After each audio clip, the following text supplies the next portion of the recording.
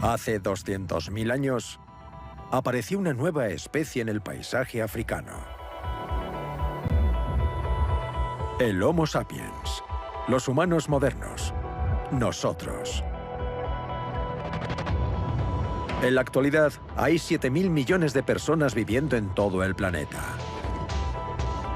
Esta es la historia de nuestro viaje, de continente en continente. Cómo dejamos África, atravesamos Asia, llegamos a Australia y colonizamos Europa. La última frontera era América, el último continente a conquistar. Se trata de uno de los grandes misterios de la arqueología. ¿Quiénes fueron los primeros en pisar suelo americano? ¿Cuándo y cómo llegaron aquí?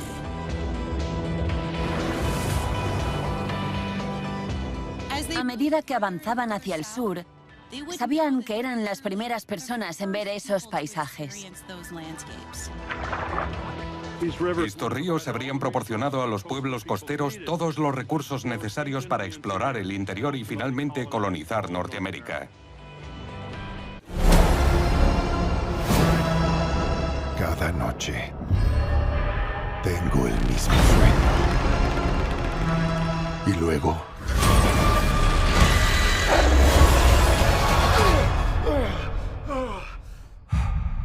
comienza la pesadilla.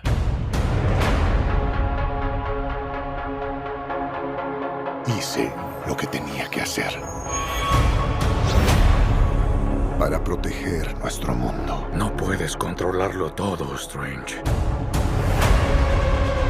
Abriste el portal entre los universos y no sabemos quién o qué entrará por él.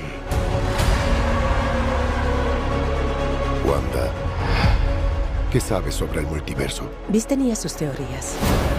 Él creía que era peligroso. Tenía razón.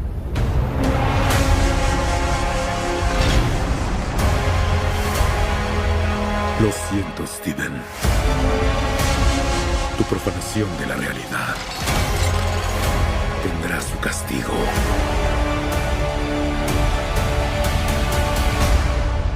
Deberíamos decirle la verdad.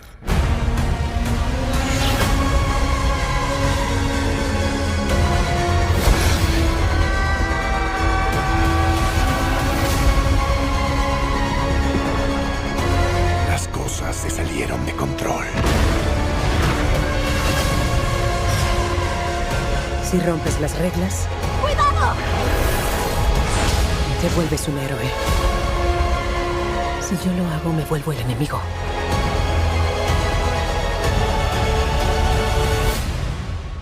No suena justo, ¿verdad?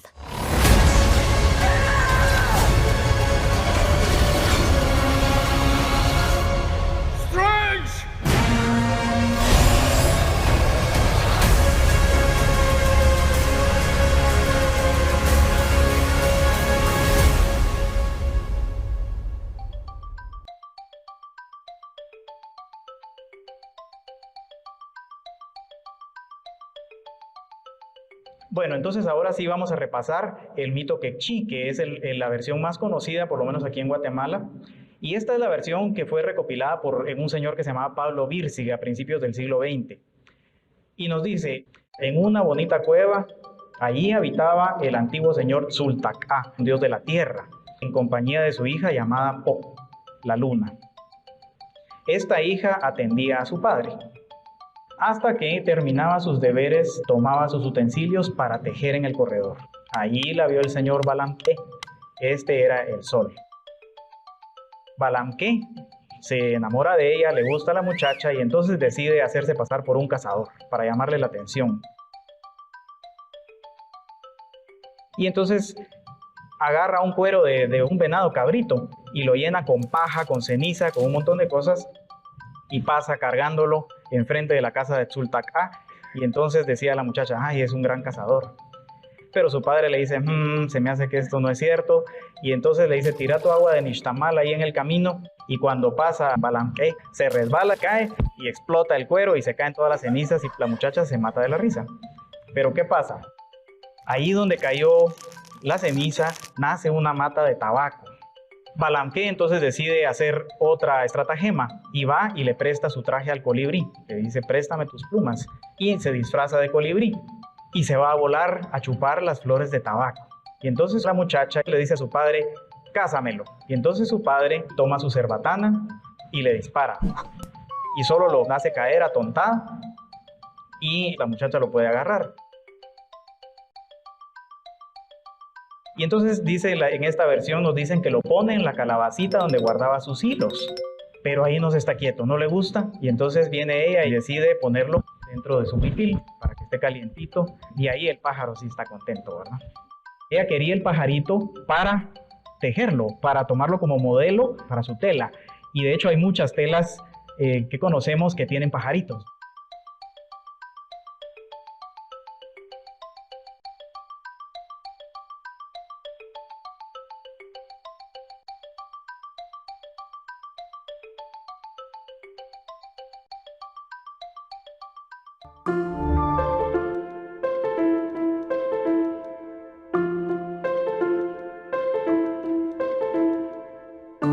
No diría que vivimos en una época donde esté disminuyendo el uso de la razón, sino que más bien hay un uso desigual.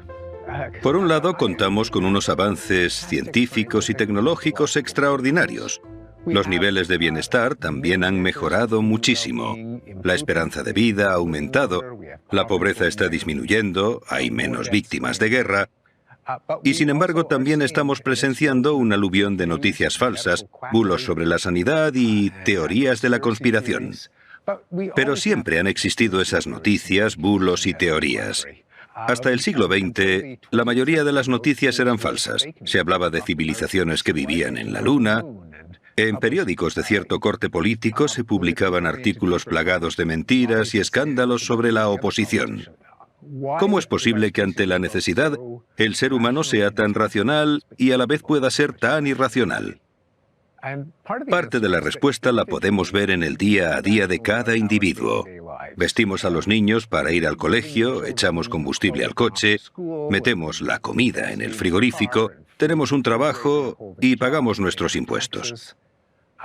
Sin embargo, cuando ocurre algo que afecta a toda la sociedad, cuando el problema va más allá de nuestra vida cotidiana, como cuál es el origen del universo, qué provoca una enfermedad, qué hace la gente de las altas esferas cuando el mundo no los ve, la gente no tiene acceso o acceso inmediato a este tipo de información. Se conforman con los mitos y con la propaganda, con las historias y la narrativa que hacen que su manera de pensar parezca honrada e inteligente y que sus enemigos parezcan malvados e ingenuos. Maestra, ¿no puedo ser yo el único candidato para que todos voten por mí y saltarnos su aburrición de discurso? Es importantísimo que tengamos opciones. Para que exista una sana democracia, es fundamental que contemos con pluralismo. ¿Sabes lo que eso significa?